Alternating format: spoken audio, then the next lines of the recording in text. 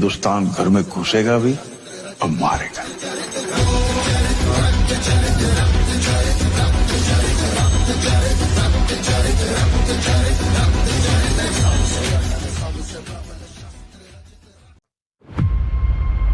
जातस्य ही ध्रुवम मृत्यु ध्रुवम जन्म मृतस्य च। गीता में कहा गया है कि जिनका जन्म होता है उनकी मृत्यु निश्चित है। और अपने बेटे अर्थात भारत के बेटे पाकिस्तान की भी अब मृत्यु करीब है। बहुत जल्द ही वो भारत मिलेगा और भारत अखंड भारत बनेगा। जम्मू कश्मीर के एक पहलगांव इलाके में, जिसे मिनी स्विट्जरलैंड कहते हैं, क्या कहते हैं, मिनी स्विट्जरलैंड कहा जाता है, वहां पर पाकिस्तान के 4 आतंकवादियों ने एक बहुत दुखद घटना कर दी, बहुत बड़ा हमला कर दिया, जिसमें भारत के 28 लोग मारे गए। भारत के 28 मासूम लोग मारे गए। कुछ लोग घूमने आए थे, छुट्टी मनाने आए थे, कुछ अपने बेटे की खुशी मनाने के लिए आए थे, उनके रिजल्ट की खुशी मनाने के लिए आए थे, लेकिन उनको क्या पता कि वे आज जा नहीं पाएंगे। और उसमें मारा तो कहा गया कि जाना और अपने मोदी जी को बता देना, महिलाओं को छोड़ दिया गया। और कुछ लोगों से तो उनका धर्म, उनकी जाति पूछ करके मारा गया। धर्म नहीं, धर्म पूछा, जाति नहीं। बहुत से मीम बने, बहुत सी बातें हुई, इस पर राजनीति भी, इस पर पॉलिटिक्स भी हुई। आज मैं लेकर के हम देखिए कितना मासूम चेहरा है, बेचारे लेटे हुए हैं। उन पाकिस्तानियों को क्या पता एक इंसान की कीमत क्या होती है। वो क्या हो तो 10, 12, 25, 30 बच्चे कर लेते हैं और उनको इंसान की कीमत नहीं पता, उनको इंसानियत नहीं पता है, मानवता नहीं पता है। लेकिन भारत के लोग, भारत की कीमत क्या है, भारत के लोगों की कीमत क्या है, वो क्या पता। यही 4 चोटे थे, उनको देख करके तो मन करता है कि तुरंत इनको जला दें। लेकिन भारत की आर्मी लगी हुई, अपना गुस्सा यहाँ नहीं, अच्छी तरह दिखाना है, भारत की आर्मी को सपोर्ट करना है ताकि वो आगे बढ़े और भारत देश को विजयी बनाए। यही 4 आतंकवादी थे जिन्होंने पहलगाम में आक्रमण किया। लेकिन उनको क्या पता कि तुमने शेर की मान में हाथ डाली है। कहते नहीं कि औकात नहीं है दुश्मन की आंख से आंख मिलाने की, कि औकात नहीं है दुश्मन की आंख से आंख मिलाने की, और साले बात करते हैं परमाणु बम चलाने की। अरे सुधर जाओ, परमाणु बम कोई खिलौना नहीं, और कोई ऐसा देश भी नहीं जो तुम परमाणु बम गिरा भी दोगे। और अगर गिरा भी दोगे तो भारत का एक छोटा सा इलाका जाएगा, अगर खारेगिस्तान वाला इलाका जाएगा। लेकिन अगर हम गिराएंगे ना तो हमारा पूरा देश चला जाएगा। और रही बात भारत की, तो भारत का छोटा सा ही नुकसान होगा।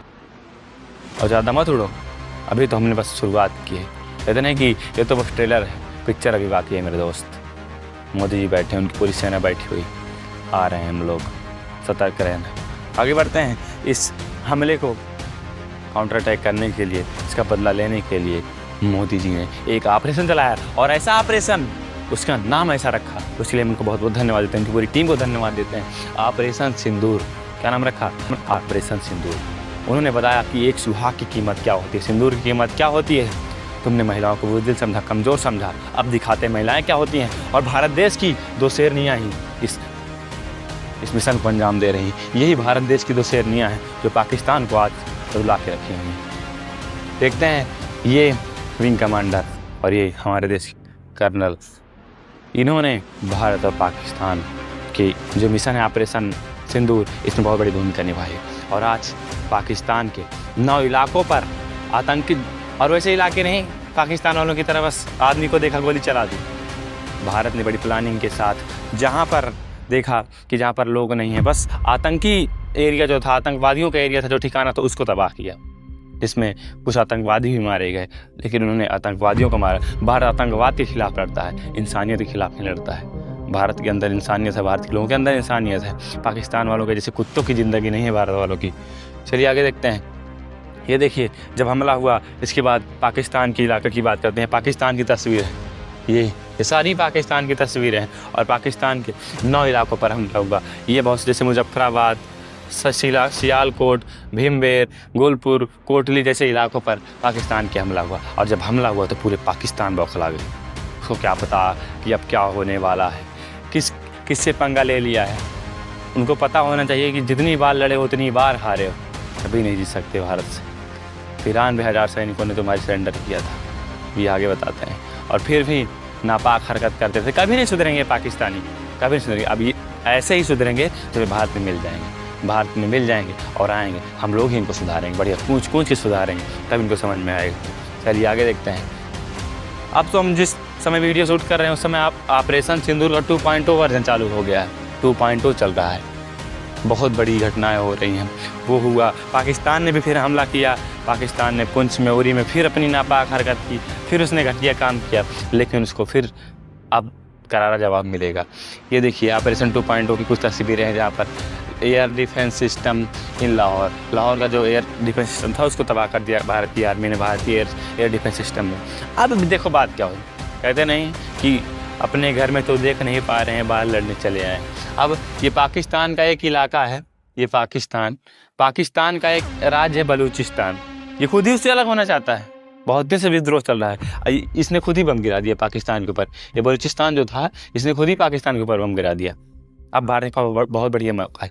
जिस तरीके से भारत ने 1971 में, कब 1971 में बांग्लादेश को अलग कराया था, उसी तरीके से बलूचिस्तान को भी अलग कर सकता है। बस थोड़ा इशारा करना है, और कहते नहीं समझने वालों के लिए इशारा ही काफ़ी है। बलूचिस्तान आराम से अलग हो जाएगा, इसके बाद हमको और आराम हो जाएगा, फिर इसके बाद ये पूरा पाकिस्तान अपन हम कब्जा कर सकते हैं। चलिए देखते हैं।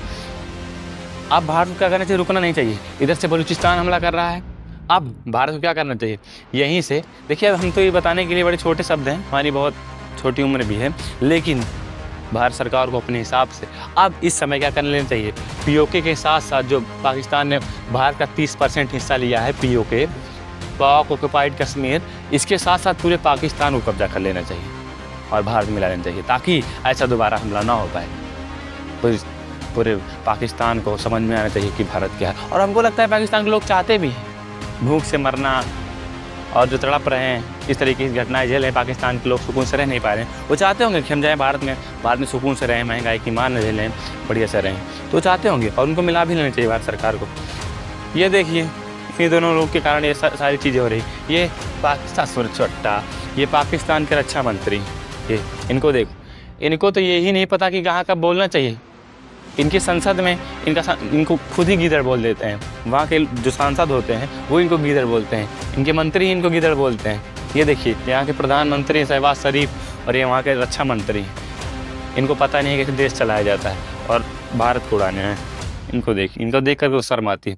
ये ऐसा नहीं है कि भारत ने केवल एक ही युद्ध लड़ा है, पहला युद्ध लड़ा है पाकिस्तान के साथ। भारत ने कई युद्ध लड़े हैं। सबसे पहले भारत ने 1947 में ही लड़ा, जब कश्मीर को अलग कराना था। फिर इसके बाद भारत ने लड़ा 1965 में लाल बहादुर शास्त्री की सरकार में, ये वही उसी समय की तस्वीर है। फिर 1971 में लड़ा जब बांग्लादेश को अलग कराया, इंदिरा गांधी की सरकार थी। और इस समय पाकिस्तान के 93,000 सैनिकों ने भारत के सामने सरेंडर किया था। 93,000 सैनिकों ने, छोटा बड़ा नहीं, 93,000 सैनिकों ने सरेंडर किया था। और वैसी स्थिति फिर बनने वाली है, पूरा पाकिस्तान अब सरेंडर करेगा। बहुत गलत देश से पंगा ले लिया है। चलिए ये सारी युद्ध की तस्वीरें हैं। 1999 में जब कारगिल युद्ध हुआ तब भारत के सैनिकों ने बढ़िया से धूल चटाया पाकिस्तान वालों, तब की तस्वीरें हैं।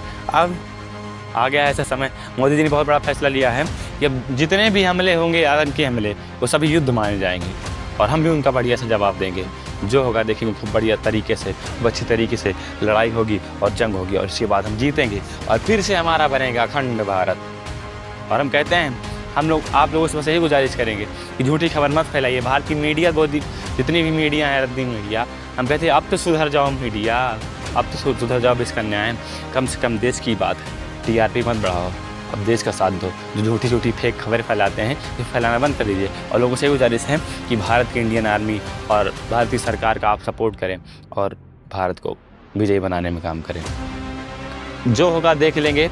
हम तो कहते हैं सरकार को हम फुल सपोर्ट करते हैं, जितना हमसे आप चाहते हैं, जो कहेंगे वो करेंगे, लेकिन अब पाकिस्तान आना चाहिए भारत में। सरफरोशी की तमन्ना अब हमारे दिल में है, सरफरोशी की तमन्ना अब हमारे दिल में है, देखना है जोर कितना बाजुए कातिल में है।